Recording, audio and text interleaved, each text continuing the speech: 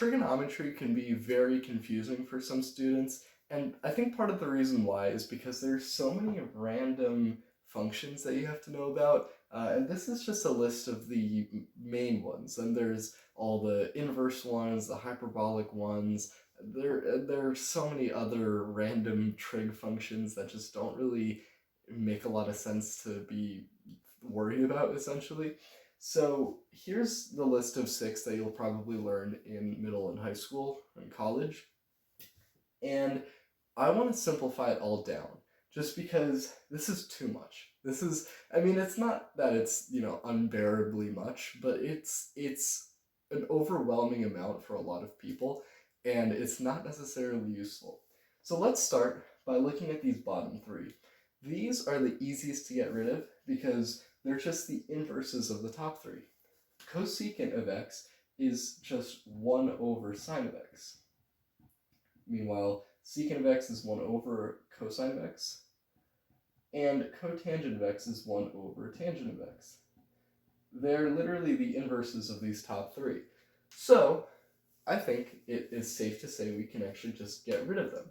So cosecant, secant, cotangent, we can just eliminate right off the bat. So now we're down to 3. These are probably the first 3 that you've learned about in your studies, and they're the ones that we're used to working with. But we can still get rid of them. If we really want to simplify this as much as we can do some work here. Let's start with tangent here. Tangent is literally just sine of x over cosine of x. It is just that. It is very simple. It's just these 2. So what if we just wrote it that way and we're able to just eliminate tangent of x? Now we're just down to 2. But we can go even farther here. No. But we can go even further. Now we can take sine and cosine and just focus on sine here, because cosine, remember, is cosine.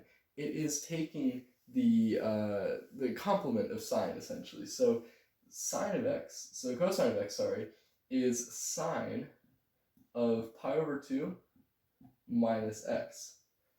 And sure, that is a little more complicated. It's not just, this is just 1 over tangent, 1 over cosine, sine over cosine. This is sine of pi over 2 minus x, so there is a little more, cosine is a little more involved, but we can still write it as sine because all it is a shift of the sine curve, and as a result, we can get rid of it.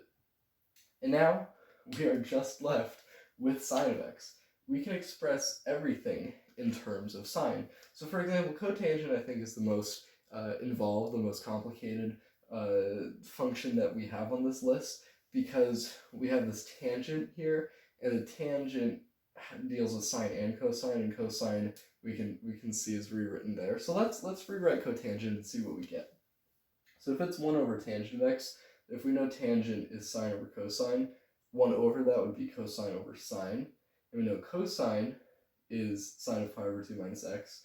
So we'll have sine of pi over 2 minus x on the top, and then on the bottom we just have sine of x.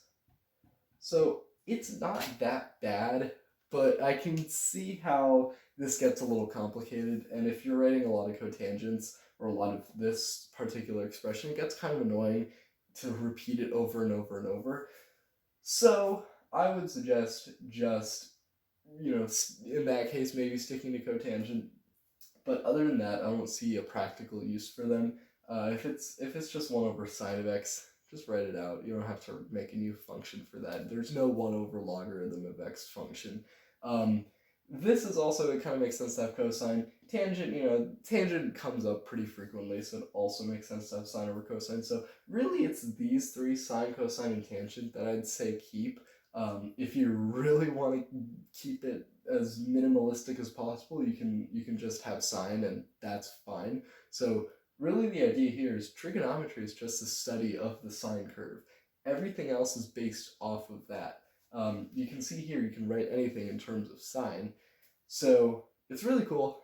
I just hate these bottom 3, and I just don't like to use them. The top 3 are fine, but really the lesson here is trig is just about sine. So hopefully you enjoyed. Thank you for watching, and I will see you later. Bye, guys.